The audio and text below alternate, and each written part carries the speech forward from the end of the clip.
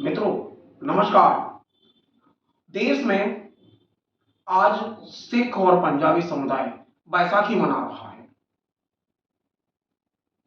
आज का दिन देश के 52% पिछड़ों के लिए बड़ा दिन होना चाहिए।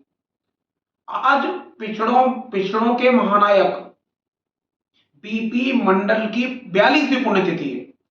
बीपी मंडल ने देश के 52% पिछड़े वर्ग के समुदाय के लोग, जिसमें यादव शामिल हैं, गुर्जर शामिल हैं, लोधी शामिल हैं, कुम्हार शामिल हैं, प्रजापति शामिल हैं, जिसमें पाटीदार शामिल हैं, जिसमें कुशवाहा शामिल हैं, जिसमें रावत शामिल हैं, जिसमें 3740 से अधिक जातियां शामिल हैं। यह रिपोर्ट बीपी मंडल ने लागू कराने के लिए देश के तत्कालीन राष्ट्रपति ज्ञानी जैल सिंह को, जो हमें फोटो में दिखाई दे रहे होंगे, ये रिपोर्ट पेश की थी 1980। अब बीपी मंडल, आपको बताते हैं कि बीपी मंडल आयोग कैसे बना और इसकी नियुक्ति के लिए किसने काम किया। बीपी मंडल आयोग की स्थापना जनता पार्टी के प्रधानमंत्री मोरारजी देसाई ने की। मोरारजी देसाई ने बीपी मंडल कमीशन बनाया और यह बीपी मंडल कमीशन की जो रिपोर्ट है, जिसने देश की पिछड़ी जातियों को शासकीय सेवाओं में और केंद्रीय शिक्षण संस्थानों में आरक्षण देने की रिपोर्ट तैयार की। यह रिपोर्ट 1980 में राष्ट्रपति ज्ञानी जैल सिंह को सौंपी गई। उसके बाद यह रिपोर्ट दबी रही और 1989 में जब विश्वनाथ प्रताप सिंह की सरकार सत्ता में आई तो उन्होंने 1990 में इस रिपोर्ट को लागू कर दिया। रिपोर्ट के लिए बहुत बड़ा आंदोलन हुआ, देश के युवा सड़कों पर आ गए, लेकिन इस रिपोर्ट आने से देश के 52% पिछड़ों को आर्थिक रूप से शासकीय सेवाओं में जाने का मौका मिला। जब बीपी सिंह की सरकार गिरी, बीपी सिंह की सरकार के बाद कुछ समय चंद्रशेखर सिंह, जिन्हें युवा तुर्क कहा जाता था, वो प्रधानमंत्री बने। उसके बाद चुनाव हुए और फिर सरकार आई कांग्रेस की, जिसके नेता थे नरसिम्हा राव ने मंडल कमीशन को लागू किया। उसके बाद देश में 27% आरक्षण लागू हुआ। इस आरक्षण का लाभ लोगों को मिलना शुरू हुआ। देश के पिछड़े वर्ग के लोगों को मुख्य धारा में आने का मौका मिला। बीपी मंडल के अब इतिहास की बात करते हैं तो बीपी मंडल के पिताजी की भी बात हम कर लें। रास बिहारी मंडल, जो बीपी मंडल के पिता थे, वो अखिल भारतीय कांग्रेस के सदस्य रहे, महामंत्री रहे।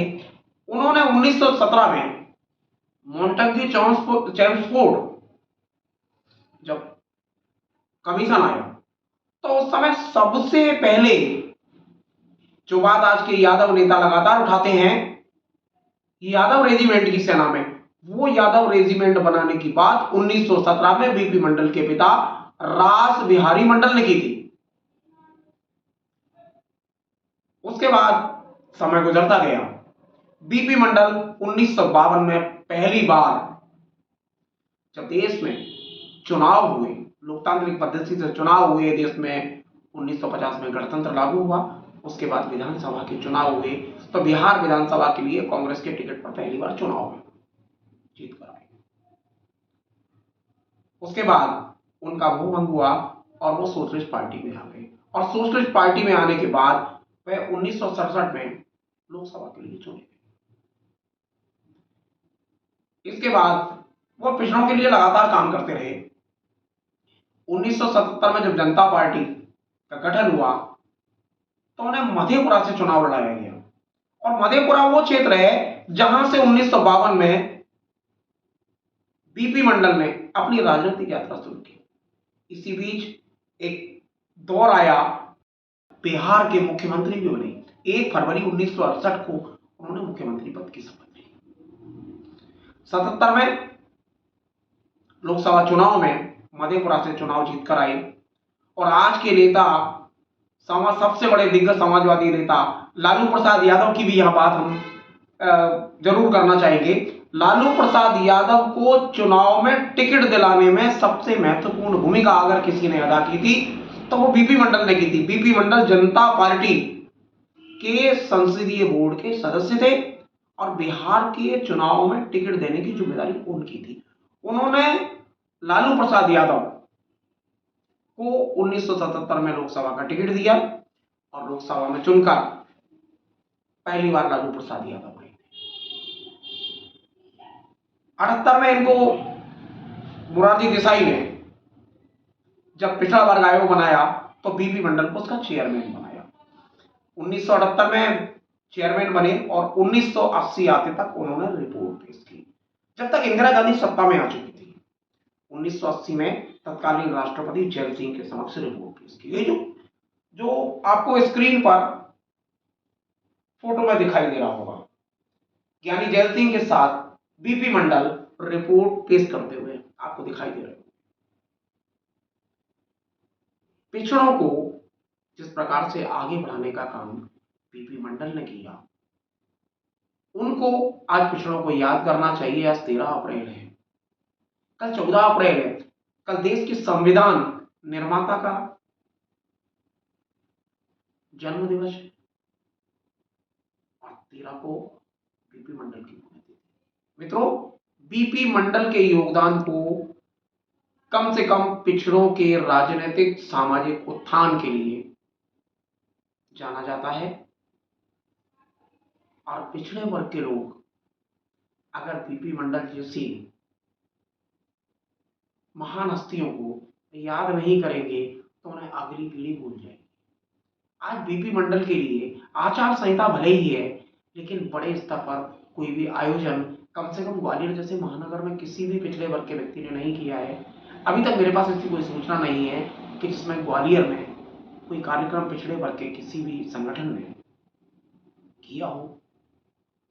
मध्य प्रदेश में कहाँ कहाँ कार्यक्रम हुए हैं, भोपाल में भी किसी कार्यक्रम की सूचना नहीं है, इंदौर में भी किसी कार्यक्रम की सूचना नहीं है। पिछड़े वर्ग उत्थान पर है। मध्य प्रदेश में पिछड़े वर्ग के तो मुख्यमंत्री हैं, इससे पहले भी मुख्यमंत्री प्रदेश में थे, लेकिन बीपी मंडल जो पिछड़ों के नायक हैं, जिन्होंने आरक्षण की आधारशिला रखी, पिछड़ों को आरक्षण मिलना शुरू हुआ, उनको याद करने वाला मध्य प्रदेश में कोई नहीं है। कम से कम अगर हम अपने नायकों को याद नहीं रखेंगे तो वो दिन दूर नहीं कि आप अपनी विरासत भूल जाएंगे। अपनी विरासत को याद रखिए। मित्रों, बहुत बहुत धन्यवाद।